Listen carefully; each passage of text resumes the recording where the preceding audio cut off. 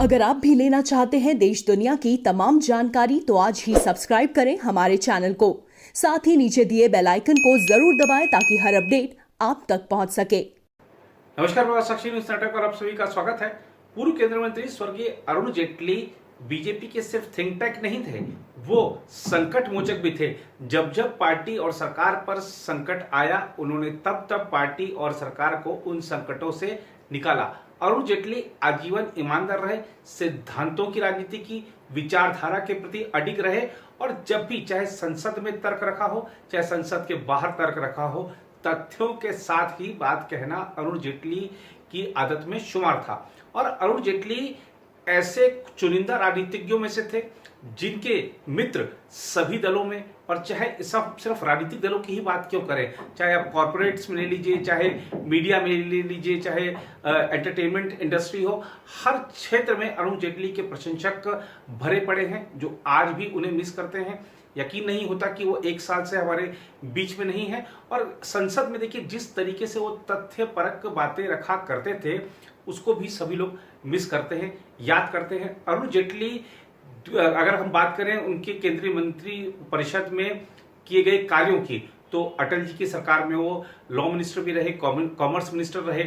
इसके अलावा अगर हम देखें मोदी सरकार में, तो उनकी जो पोजीशन थी वो नंबर 2 की थी। भले ही मोदी जी के जो पहले कार्यकाल में गृह मंत्री का पद राजनाथ सिंह जी के पास था, लेकिन अरुण जेटली नंबर 2 की पोजीशन पर थे, क्योंकि जब जब भी समय आया अतिरिक्त कार्यभार देने का, तो प्रधानमंत्री ने अरुण जेटली को ही उसके लिए चुना।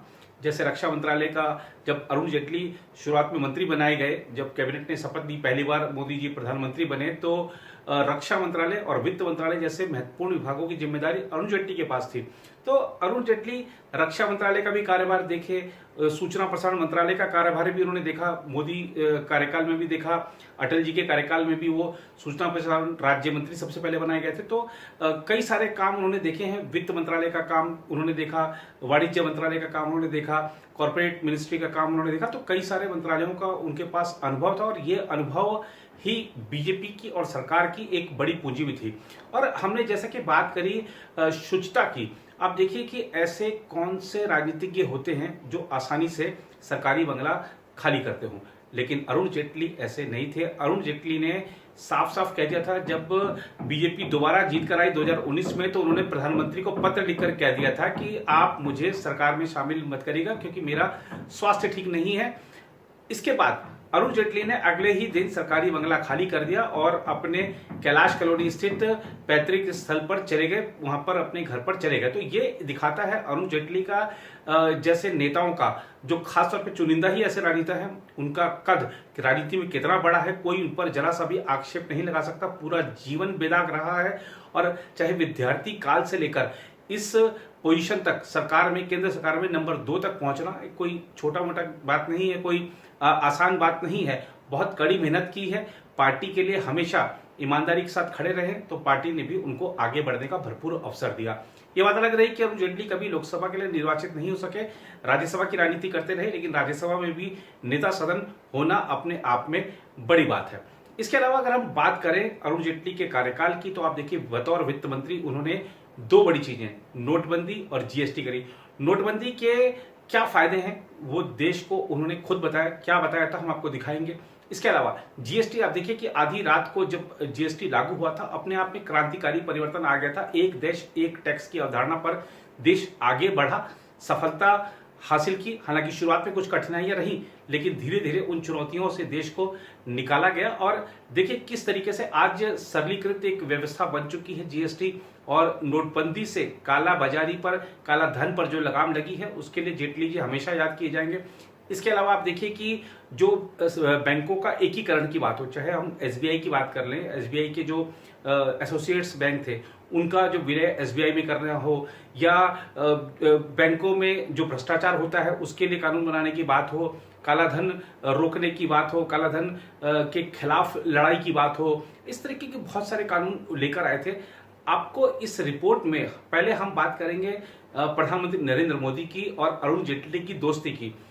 अब देखिए कि दोनों कितने गहरे मित्र थे। विद्यार्थी काल से लेकर अब तक की जो राजनीति थी, दोनों ने साथ साथ कदम बढ़ाए, यहां तक पहुंचे। जब अरुण जेटली का निधन हुआ, क्योंकि लंबी बीमारी से जूझ रहे थे, काफी समय तक बीमार रहे थे वो, बाहर भी विदेश में भी इलाज करा के आए थे, यहाँ भी एम्स में उनका इलाज चल रहा था। प्रधानमंत्री का चूंकि विदेश दौरा उस समय निर्धारित था, पूर्व निर्धारित कार्यक्रम था, तो उनको जाना ही था। प्रधानमंत्री उस समय बहरीन में थे जब उनको समाचार प्राप्त हुआ अरुण जेटली के निधन का। तो इस रिपोर्ट की शुरुआत हम प्रधानमंत्री के उस बयान से करते हैं जो उन्होंने दिया था बहरीन में। आइए दिखाते हैं आपको रिपोर्ट। बड़ी दुविधा की पल है मेरे सामने। एक तरफ कर्तव्य भाव से बंधा हुआ हूं, दूसरी तरफ दोस्ती का एक सिलसिला भावनाओं से भरा हुआ है। मैं आज बहरीन की धरती से भाई अरुण को आदरपूर्वक श्रद्धांजलि देता हूं, उनको नमन करता हूं। अरुण जेटली सदन में, चाहे लोकसभा में या राज्यसभा में, जब भी बोलने के लिए उठते थे तो सामने वाला चौंक जाता था कि आज अरुण जेटली लगता है कि कोई बड़ा वार करने वाले हैं। खासतौर पर राफेल को लेकर राहुल गांधी ने जिस तरीके से सरकार के खिलाफ अभियान चलाया था, उस पर बोलते हुए अरुण जेटली ने एक बार लोकसभा में क्या कहा, आप देखिए। The difficulty with Mr. Rahul Gandhi is he is an expert without a knowledge. So, जैसे कि मैंने आपको बताया कि जीएसटी आधी रात को लागू किया गया, अपने आप में ऐतिहासिक क्षण था। और देखिए, ये जीएसटी या कोई विधेयक लागू कर देना कोई एक सामान्य क्रिया जैसी नहीं थी, सामान्य प्रक्रिया नहीं थी। जीएसटी को लागू करना अपने आप में महत्वपूर्ण कदम इसलिए था, और अरुण जेटली जैसा ही व्यक्ति वो कर सकता था, क्योंकि सभी दलों से उनके जो रिश्ते हैं सहज थे। अब देखिए कि विभिन्न राज्यों के सुर अलग थे, कोई भी केंद्रीय कर की व्यवस्था में आना नहीं चाहता था। सबको शंका थी कि हमारा जो रेवेन्यू होता है वो तो नहीं मारा जाएगा कहीं। अरुण जेटली ने सभी राज्यों को समझाया, सभी राज्यों को मनाया, और इसी के साथ ही हमने देखा कि किस तरीके से एक एक करके सारी राज्य विधानसभाएं जीएसटी बिल को पारित करने लगी। और जब जीएसटी बिल राज्य विधानसभाओं से पारित होकर केंद्र के पास आ गया तो केंद्र ने उसको कानून बना दिया। और आप देखिए कि आधी रात को जब जीएसटी लागू हुआ था तो पूरे देश ने करतल ध्वनि से इसका स्वागत किया था। we have assembled today for an important moment in the journey of our great nation. We are in the process of making history with the launch of the Goods and Services Tax. At the midnight hour, we will be launching one of India's biggest and most ambitious tax and economic reforms in history. The GST may be a destination tax, but for India, it will begin altogether a new journey. It's a journey where India will awake to limitless possibilities, to expand its economic horizons and loftier political visions. The old India was economically fragmented. The new India will create one tax, one market, and for one nation. अब Rafale को लेकर राहुल गांधी एक बार नहीं बार बार बोलते थे। खासतौर पे 2019 के लोकसभा चुनाव से पहले तो वो उन्होंने एक अभियान ही बना लिया था कि हमको सरकार को इस पर घेरना है। अरुण जेटली ने क्या कुछ कहा था, आइए दिखाते हैं। Then says, and this is what I have publicly referred to as an arithmetic which a kindergarten child understands. एक 500 का था जो हम ला रहे थे, जो ये लाए वो 1600 का है। It only shows, and it's a tragedy for this country, that the grand old party of Indian politics, the Congress party, which has in the past been headed by great legends, is today headed by a gentleman who doesn't even have a basic understanding of what a combat aircraft is. ये 500 बनाम 1600 का जो तर्क है, ये बहुत सादगी का तर्क है, और उसका कारण ये है कि इस देश में कुछ लोग और कुछ परिवार ऐसे हैं जिनको पैसे का गणित समझ आता है, देश की सुरक्षा के साथ जुड़े हुए मुद्दे में। और राफेल डील खासतौर पर 2019 के लोकसभा चुनाव से पहले कांग्रेस ने और खासतौर पर राहुल गांधी ने एक निजी मुद्दा बना लिया था कि हमको इस मुद्दे पर सरकार को घेरना है, तो वो लगातार घेर रहे थे। अब अरुण जेटली ने कमान संभाल रखी थी, चाहे संसद में हो चाहे संसद के बाहर हो, संसद के अंदर भी वो तथ्यपरक अपने वक्तव्यों के जरिए सरकार का बचाव करते थे, सरकार के संकट मोचक थे, इसलिए सदन के बाहर भी सरकार का बचाव करते थे। अपने अनेक साक्षात्कारों में उन्होंने राफेल विमान की महत्ता और इस पर हो रही राजनीति पर बातचीत की। ये देखिए। What is this transaction all about? This transaction is about purchase of medium multi-role combat aircrafts. Why is that needed? The Indian Air Force and the forces have been feeling that their combat ability has to be substantially improved. A simple aircraft, even if it's a fighter aircraft, is really a flying instrument. You can use it for such attacks as far as the eye can see. It's only an aircraft which is loaded with weaponry, which can strike targets at a huge distance. And when did this proposal start? During the UPA regime.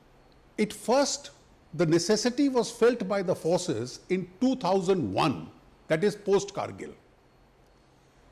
The enemy was on the mountain top and we were using Bofors. the Bofors guns to fire at them, and it took us 3 months to get rid of them. If we had the combat aircrafts of a multi-role and you could strike from, let us say, a 50 kilometer or 100 kilometer distance on target from the aircrafts, the whole war game would have been different. And therefore the forces felt that you need this combat aircraft which is fully loaded.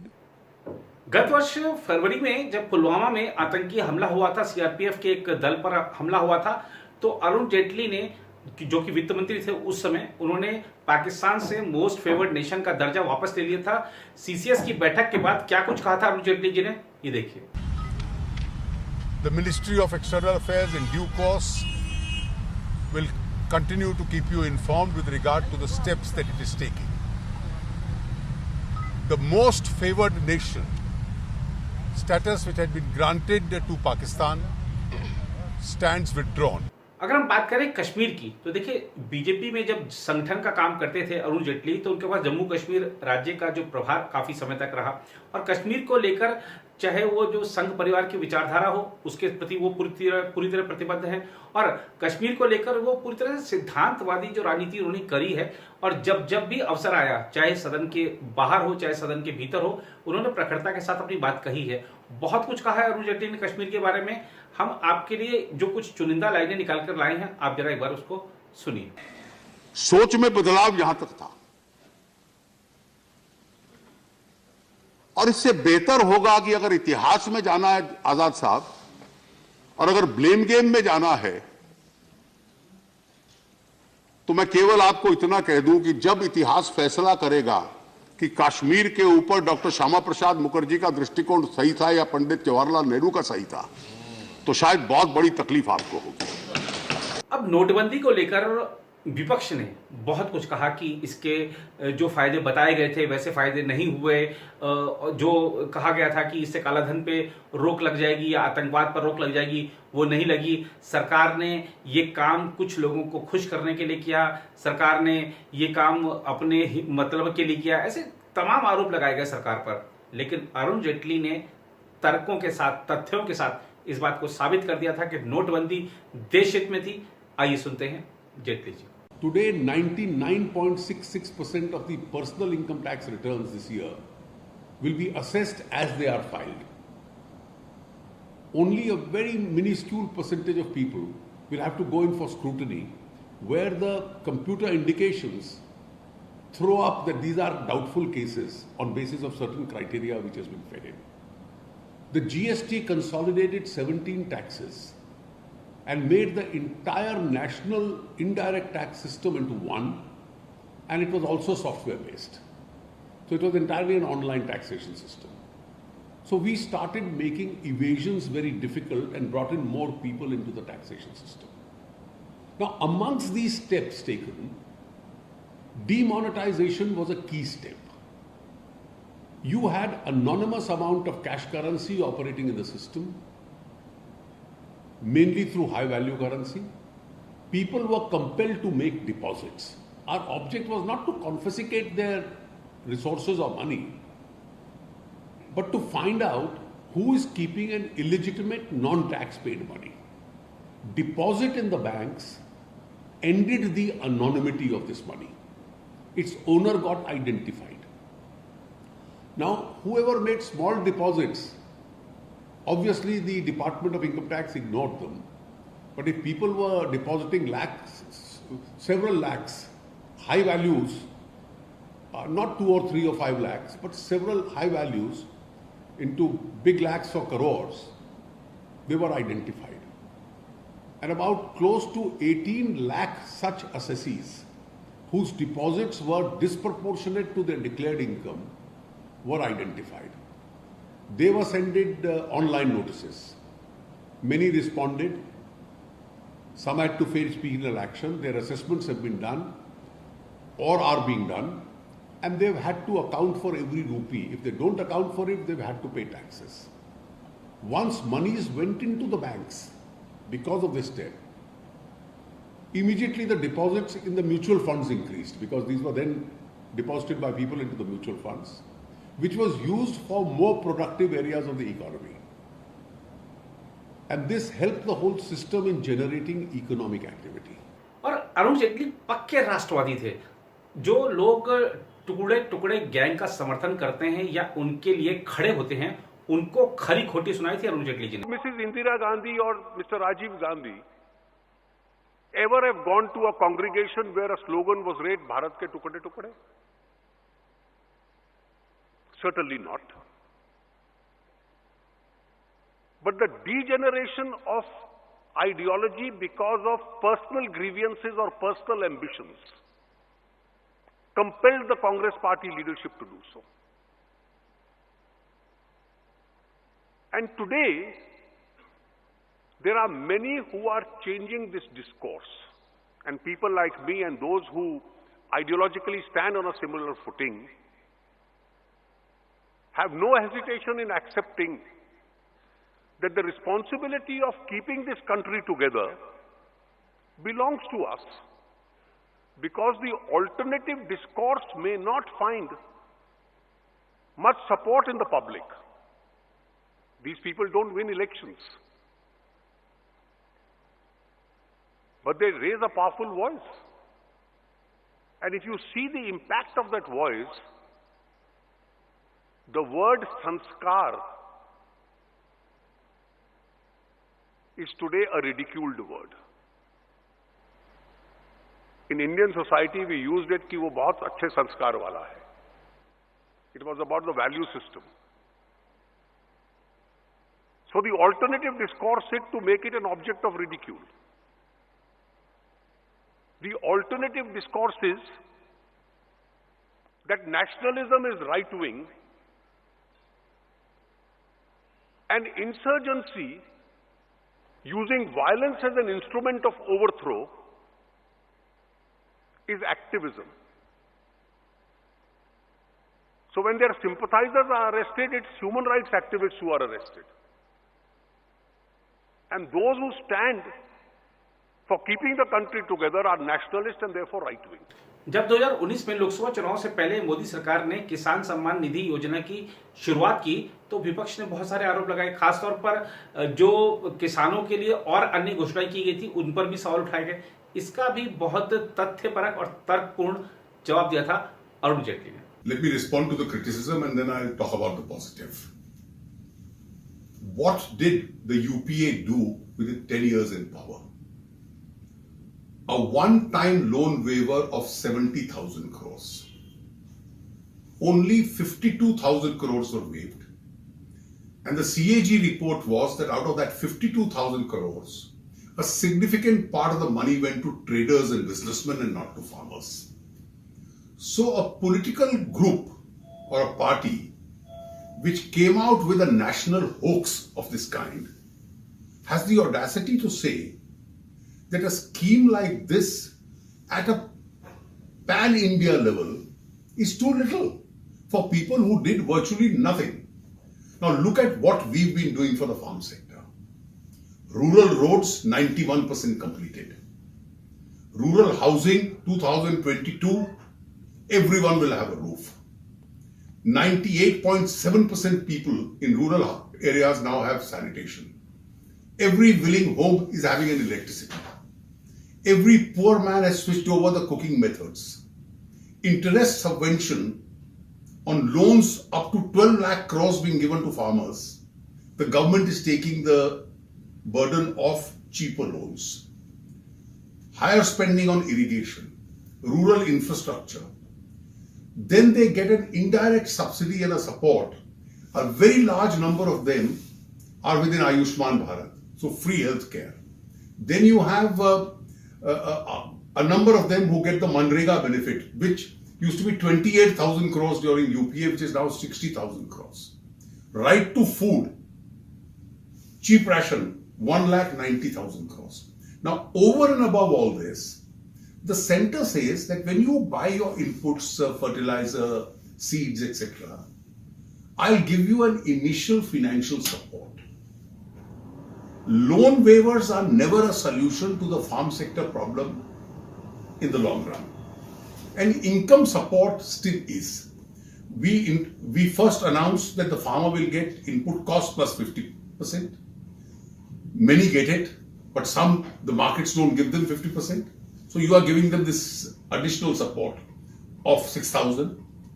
And then you have a federal structure, you have state governments. If Telangana can announce, if Odisha can announce, I'm sure the other state governments can also announce. So please don't shed crocodile tears today for the farmers. If you also, the opposition also has several governments, let them announce similar schemes.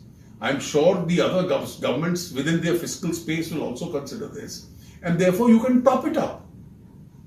And it's not that as though this is the sole prerogative or the responsibility of the center. We are in a cooperative federalism. Both center and states must cooperate. This is a huge amount that we are doing.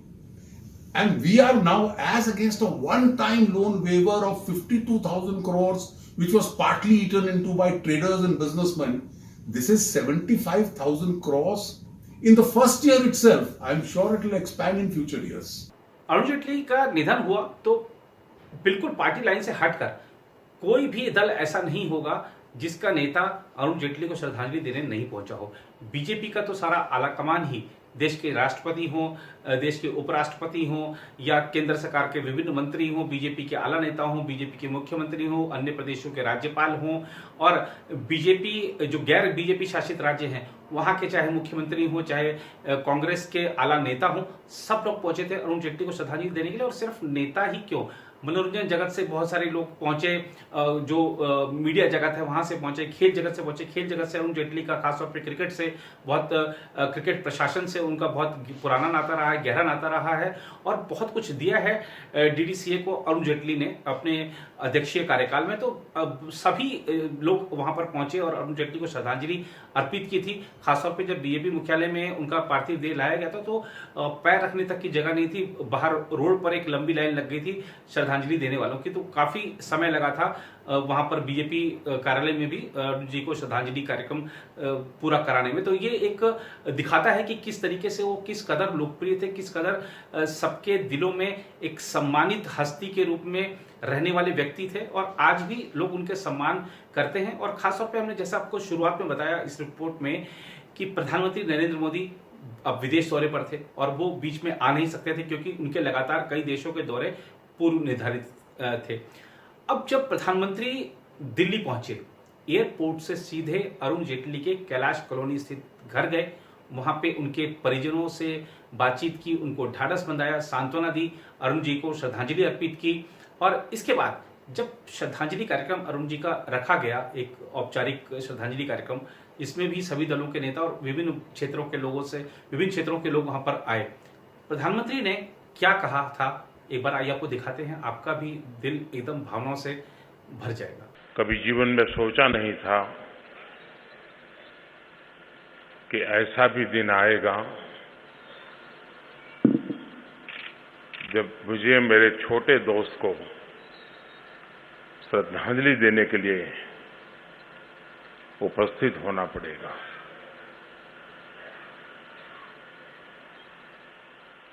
इतने लंबे कालखंड तक घनिष्ठ मित्रता और उसके अंतिम दर्शन मैं नहीं कर पाया।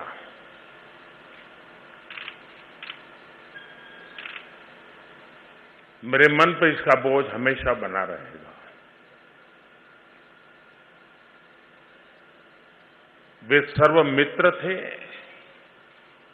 वे सर्वप्रिय थे और वे अपनी प्रतिभा के कारण, अपने पुरुषार्थ के कारण, अपने प्रभाव के कारण जिसको भी जहां पर भी उपयोगी हो सकते थे वे हमेशा उपयोगी होते थे। अरुण जी के निधन पर जब उनको श्रद्धांजलि देने के लिए बीजेपी मुख्यालय के बाहर लाइन लगी हुई थी, भीड़ लगी हुई थी, तब हमने बातचीत की थी लोगों से कि लोग उनके बारे में क्या सोचते हैं, अरुण जी का जाना कितनी बड़ी क्षति है, लोगों ने क्या कहा था। एक बार आइए आपको दोबारा दिखाते हैं। आशीष जी, जेटली जी जैसा वरिष्ठ नेता चला गया, भारतीय जनता पार्टी के लिए कितना बड़ा झटका है, देश के लिए कितना बड़ा। भाजपा के लिए और देश के लिए बहुत दुखदायी, बहुत ही सीनियर लीडर, सीनियर से भी कहूँगा कि बहुत ही बड़ा लीडर आज हमारे बीच में नहीं रहे। वो चलते फिरते लॉ थे, चलते फिरते देश के कॉन्स्टिट्यूशन थे, मोदी जी के सबसे प्रिय मित्र थे, आज मोदी जी के सबसे साथ देने वाले अरुण जेटली जी थे। हमें तो ऐसा लग रहा है कि हमारे एक पिता समान कोई चले गया हमारे बीच में से। हमें बहुत ही दुख है इस चीज़ का। और जेटली जी का व्यक्तित्व ऐसा था कि वो वरिष्ठ नेताओं नहीं, आम कार्यकर्ताओं से भी मिलते थे। उनके घर के, उनके कार्यालय के दरवाजे आम कार्यकर्ताओं के लिए भी खुले रहते थे। कार्यकर्ताओं को कितनी कमी महसूस हो रही है? कार्यकर्ताओं को बहुत कमी महसूस हो रही है। उनका दरवाज़ा किसी के लिए भी बंद नहीं हुआ, 24 घंटे हमेशा खुला रहता था। चाहे वो कैलाश कॉलोनी में रहते थे, चाहे वो कृष्णा मेनन मार्ग में रहते थे, कभी किसी के लिए दरवाज़ा बंद नहीं हुआ उनके लिए। आम कार्यकर्ता चले जाए, सीनियर लीडर चले जाए, सबके लिए खुला रहता था उनके लिए।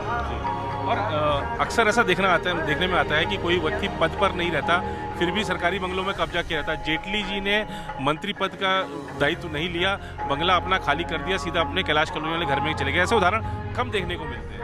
देखिए, भारतीय जनता पार्टी में हमारे नेता अरुण जेटली जी इतने बड़े और अच्छे नेता थे। हमारी सुषमा स्वराज जो थी, उन्होंने भी बंगला अपना मंत्री पद पे ना होते हुए खाली कर दिया था, और अरुण जेटली जी ने भी ऐसा ही किया, अपने कैलाश कॉलोनी के बंगले में शिफ्ट हो गए। तो एक नेता को एक वो बनना चाहिए इस जनता के सामने कि हाँ, तो ये चीज़ हमारे अरुण जेटली जी में थी।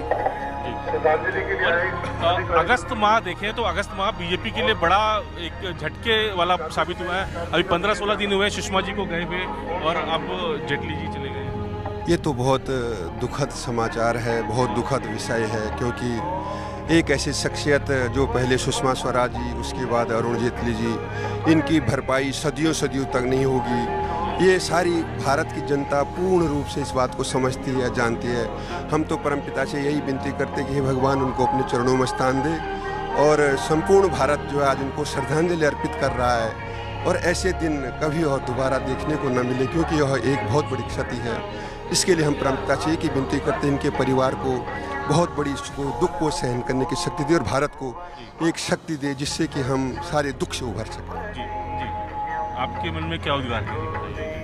सर, जेटली जी के जाने से हमारे राजनीति में बहुत बड़ी क्षति हुई है। जेटली जी एक जाने माने सुप्रीम कोर्ट के लॉयर थे और अपने पद पर रहते हुए भारत की अर्थव्यवस्था के लिए, भारत के उन्नति के लिए उन्होंने अनेक ऐसे बहुत काम किया है जिसकी भरपाई कर पाना बड़ा संभव है। और भगवान से, ईश्वर से प्रार्थना करते हैं कि भगवान उनको अपने चरणों में शांति दें।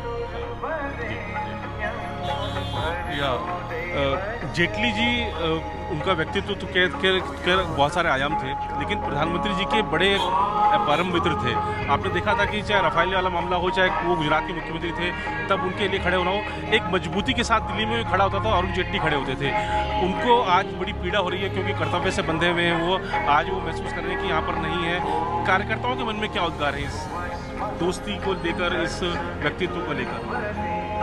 देखिए, वो दोनों साथ में चलना उनका अनन्य तरीका था। जैसे आडवाणी वाजपेयी चलते थे पहले ज़माने में, अभी इस ज़माने में मोदी और जेटली जी साथ में चलते थे। तो जो सारा उनका रणनीति है, जो उनका सारा लीगल एडवाइज़र है, तो उस नाते एक अहम भाग है भाजपा के, ये नए भाजपा का, और उनके ना होने से काफ़ी बड़ी क्षति पहुंची है। और अगर आज वो कर्तव्य की वजह से यहाँ नहीं है तो वो भी उनके लिए दुख की घटना है। और हमारे लिए ये कि हम अगर, मैं भाजपा में, मैं आज बैंगलोर से आया हूँ, एयरपोर्ट से सीधा आ रहा हूँ। कॉलेज के ज़माने से उनका बड़ा फ़ैन रहा हूँ, उनके वजह से मैं भाजपा में आकर्षित हुआ हूँ। सो एक बार देखना था, बस उसके लिए आए हैं। और आई थिंक सारे कार्यकर्ताओं में यही होगा, काफ़ी लोगों को प्रभावित किया है उन्होंने, तो श्रद्धांजलि देने आए हैं बस। जी बताइए, मन में क्या उद्गार है जेटली जी के? सर, वो हमारे गुरुजी थे, हमने उनके साथ काम किया है 84 से 89 तक। जी जी, तो हमारे तो गुरुजी थे, हमारे तो बहुत वो है, तो दो कह देंगे। जी, जेटली जी ने आपातकाल का भी विरोध किया और यहाँ तक पहुँचे, इतने बड़े मुकाम तक पहुँचे। आपने देखा कि एक कर एक देश की जो व्यवस्था थी, उनको किस तरीके से उन्होंने लागू किया जीएसटी को, कितना बड़ा नुकसान है। जेटली के मन में हमेशा देश के उत्थान के लिए बात रहती थी। उनके राजनीतिक जीवन में जो भी उन्होंने कदम उठाया, इसलिए कि भारत ऊंचाइयों पे जाए, पार्टी ऊंचाइयों पे जाए, कार्यकर्ता का मनोबल बढ़े। उन्होंने हर आदमी के साथ अच्छा व्यवहार किया, वो गुणों की खान थी। वो आज तक जो भी उन्होंने काम किया, वो लोगों में रहती दुनिया याद किया जाएगा। ऐसे राजनीतिज्ञ कम मिलते हैं जिनका कोई राजनीतिक विरोधी नहीं होता, जेटली जी उनमें से एक थे। बिल्कुल, जेटली जी की सबसे बड़ी खासियत ये रही है कि उनका लॉ के मामले में और हर एक कानूनी के मामले में वो जनी भी लोगों के दिलों की बात करते थे और हर एक बात को बहुत सरलता से समझाते थे। इसलिए जो विरोधी रहते थे वो भी उनके एक साथ हो जाते थे। इसीलिए आज दुख में हर कोई, चाहे वो पक्ष का हो चाहे वो विपक्ष का हो, एक साथ नजर आ रहा है। जी। और ऐसे उनके व्यक्तित्व से जुड़ी कोई बात जो आपको ज्यादा प्रेरित करती है? बिल्कुल, उनके अंदर जो सादगी थी, जो सरलता से अपनी बात रखते थे, कोई अगर उन्हें गुस्सा दिला रहा है तो वो गुस्से नहीं होते थे, अपनी सरलता से बात रखते थे, पेशेंस रखते थे। और मीडिया के लोगों के चाहे जितने भी हो, सबके दिल के करीब रहते थे, सबका हालचाल जानते थे। ये एक राजनेता की बहुत बड़ी खूबी होती है। जेटली जब संसद में बोलने के लिए खड़े होते थे तो लोग सुनते थे कि ये व्यक्ति जो खड़ा हुआ है तर्कपूर्ण बात रखेगा, तथ्यों के आधार पर बात रखेगा। एक बड़ी कमी महसूस होगी संसद में। बिल्कुल होगी, और इनमें प्रतिभा तो थी, इसमें कोई दो राय वाली बात ही नहीं है। सम्मोहन बहुत था, जिसके सामने खड़े होते थे और बड़ी खुल के अपनी बात, अपना विषय रखते थे। मुझे अपना एक इंसिडेंट याद आ रहा है। लगभग 8-9 महीने पहले मेरा इनसे मिलना हुआ, तो मुझे कहने क्या कर रहे हो आजकल, तो मैंने ऐसे ही कह दिया। आज मैं भी इंसिडेंट सुना रहा था, तो मैंने कहा कि death beyond life beyond death, इससे ऊपर थोड़ा सा आजकल मैं पढ़ रहा हूँ। तो मुझे ये थोड़ी पता था कि आज इस लाइन में खड़ा होकर और उनको इस प्रकार से हमें आना पड़ेगा। तो हमारा तो पारिवारिक निजी संबंध भी था, तो जो वो कमी क्षति है वो तो मेरे ख्याल पूरे भारत को महसूस होगी उनकी कि कितनी कमी रही, बहुत ज़्यादा उनका रहा। और हर विषय पे, ये नहीं कि कोई एक पर्टिकुलर विषय पे, और ख़ास करके जब भी किसी कार्यकर्ता को मिलना, पूरा उसको सेटिस्फाई करने के साथ साथ अगर कोई उसकी ऐसा कोई विषय है कि जो लगता है कि कार्यकर्ता गलत लेके आ रहा है, तो उसको समझाना इस तरीके से, नहीं भाई इसको नहीं, ऐसे ले लो और तब ये ठीक रहेगा। तो एक बड़ी ऊंची शख्सियत थी। ऐसी शख्सियत खासकर हिंदुस्तान के लिए तो कभी कभी आती हैं, और अनफॉर्चुनेटली लगातार सुषमा जी और सुषमा जी के बाद अरुण जी का जाना बहुत त्रुटिपूर्ण है। बाकी और बहुत समय साथ रहे, बहुत ही मृदभाषी, और जब वो आते थे कोर्ट के अंदर तो मुस्कराते हुए आते थे। जब मैं चुनाव लड़ा वहाँ president supreme court bar association against Ram Jethmalani, तो हंसते थे, कहते थे आपको लड़ना, तो हर एक को मदद, हर एक के लिए काम करना, और कोर्ट में भी आना तो मुस्कराते हुए आना। बीजेपी में हम रहे तो बीजेपी में बड़ी पुरानी मुलाकात 81 से, बड़ा प्यार, वैसी उनका वो था, हर एक को मदद, कहाँ क्या मदद करनी वो ज़रूरी था। तो उनका एकदम हंसता हुआ चेहरा आज भी देखते हैं। आज हम यहाँ आए तो उनको श्रद्धांजलि हमारी तरफ से है और पूरी हिंदुस्तान की तरफ से। एक बहुत बुद्धिजीवी जो है, वकील, बुद्धिजीवी नेता और बुद्धिजीवी जो उनके अंदर था एक अजीब खिंचाव था। किसी भी व्यक्ति से बात करते थे तो खिंचाव आ जाता था और रुकते थे, सोचते थे उसके लिए, गरीबों के लिए बहुत दिल में पीड़ा, हृदय से वो चाहते थे कि भ्रष्टाचार खत्म हो, और मेहनत करी उन्होंने। 370 में भी बहुत खुश थे, 35 से भी जब आए तो बहुत खुश थे, पर हम चाहते थे, भगवान से चाहते थे कि उनको लंबी जिंदगी मिले। मैं एम्स भी मिला था जा करके, बहुत उनके लिए दुआ भी करी। कहते हैं कि जितना अन्न जल रखा है तो उतना ही अंजल होता है। तो उनको आज हमारी बहुत जो है श्रद्धांजलि भी है, और चाहते हैं कि जहाँ रहें सुखी रहें। हमारा दिल से उनको तहे दिल से हमारा प्रणाम और श्रद्धांजलि अर्पित है। I spent some of my year along with the Jetli ji in the same university, and apart from that, my regular visit with him. And he is not a man, no ordinary man. He is a good economist, good statistician, good lawyer, and good Hindu also. काले धन के खिलाफ जेटली जी ने बड़ा अभियान चलाया। आपने देखा कि किस तरीके से धरपकड़ हुई। ये नहीं देखा कि अपनी पार्टी का व्यक्ति है, दूसरी पार्टी का व्यक्ति है। वो एक सफाई का अभियान चलाया था जेटली जी। उन्होंने एक इंसानियत की बात करी, अच्छा लगा हमें, और उन्होंने पार्टी के लिए बहुत अच्छा काम किया, बहुत अच्छे जिम्मेदारियों से काम किया, और ऐसा नेता हमें कभी मिलने को नहीं है। डॉक्टर शैलेंद्र बुलंदशहर से। जेटली जी इस पार्टी के कदावर नेता थे, प्रथम पंक्ति के ही नेता थे। 74 में जब वो जेल गए विद्यार्थी परिषद के पैनल से, उसके बाद 75 में इमरजेंसी में जेल में रहे। जो चीज़ें चली, जिस हिसाब से चली, इंटेलेक्चुअल पर्सन्स में जब बीजेपी गिनती थी तो जेटली जी का नाम पहले नंबर पे आता था। और इतने बड़े पद पे रहने के बाद व्यक्ति सरल बना रहे, सरस बना रहे, सबके लिए उपलब्ध बना रहे, ये जेटली जी से ही सीखा जा सकता है। और कांग्रेस गवर्नमेंट के उखड़ने में जो योगदान जेटली जी का रहा है वो किसी का नहीं रहा। उन्होंने सदन में वो वकालत करी कांग्रेस के भ्रष्टाचारों को उखाड़ने में और कांग्रेस को आईना दिखाने में, जिससे आज कांग्रेस देश की राजनीति से ही बाहर हो गई है। शालीनता में सारी बात कह देना, ढंग से अपनी बात तो सब लोगों को समझा देना, सही और गलत का आकलन करा देना, ये जेटली जी से ही सीखा जा सकता था। जेटली जी के व्यक्तित्व से आप कितने प्रभावित थे? ऐसे क्या आपको कोई याद जुड़ी हुई हो जो आप आज याद करते हैं? हाँ जी, मैं उनके साथ 5 साल काम कर चुकी हूँ, और मेरा सौभाग्य रहा है कि मैं उनको प्रोफेशनली भी जानती थी और पर्सनली भी जानती थी। One of the best legal brains, a genius, सबको पता है, पर कुछ जो उनसे जुड़े रहे हैं मेरे जैसे, उनको पता है। One of the most kind hearted, genuinely honest, considerate people. किसी से कभी उन्होंने किसी को छोटा या बड़ा नहीं समझा। It's a big loss, irreparable loss. ये पूरा नहीं हो सकता। जेटली जी का आ जाना कितनी बड़ी क्षति है पार्टी के लिए, राष्ट्र के लिए? बहुत बड़ी क्षति है पार्टी के लिए, तो बहुत ही ज़्यादा। बहुत अच्छे थे, उनका स्वभाव बहुत अच्छा था, पार्टी के साथ बहुत अच्छे से तालमेल था उनका, यानी वो हमारे आदर्श थे। जी जी, आप बताइए। भारतीय जनता पार्टी में जब से अरुण जेटली जी आए थे, बहुत ही अच्छा काम किया। जब मोदी जी ने उनका वो लिया साथ, जब उन्होंने मोदी जी का साथ दिया, अरुण जेटली का जाना हम सबको बहुत ज़्यादा खटका है। हाँ जी, जब बहुत अच्छा काम कर रहे हैं मोदी आए भाषण में, और जब तक आए मोदी से बहुत अच्छा। अरुण जेटली जी बहुत अच्छे थे, एक बहुत अच्छे वकील भी थे और राजनीतिज्ञ भी बहुत अच्छे थे, और वो हम लोग को छोड़ के गए तो बहुत दुख हुआ हम लोगों को। और जेटली का जैसे मैंने ये समाचार सुना तो मुझे बहुत दुख हुआ। अमृतसर के साथ मैंने उन्हें कहा, मैं बचपन से भाजपा के साथ जुड़ा हुआ हूँ। अटल जी के साथ यहाँ दिल्ली में मद्रास खुराना थे जब मुख्यमंत्री, तभी मैंने काम किया था, और मैंने कांग्रेस मुक्त भारत के लिए कमर कसी हुई है। उनके दुख से मुझे तो क्षति क्या हुई है, मेरे तो उनके प्यार ही बहुत था। उन्होंने आदमपुर मेरे गांव में एयरपोर्ट बनाकर जो हमारे इलाके पर कृपा की है, जो देशों विदेशों में, Canada, America, France, Germany, Italy, पूरे देशों विदेशों से टेलीफोन आने शुरू हो गए। उनका दुख पूरे वर्ल्ड में मनाया जा रहा है। ये बहुत बड़ी कशिश हुई है। वो एक ऐसे बुद्धिमान और वकील भी थे और भारतीय जनता पार्टी को उन्होंने पूरा जीवन समर्पित कर। आज का जो जनसमूह उमड़ पड़ा है, वहाँ जहाँ तक मैं निगम बोर्ड गार्ड उधर से आ रहा हूँ, इतनी गाड़ी चल रही है, ट्रैफिक जाम हो रहा है।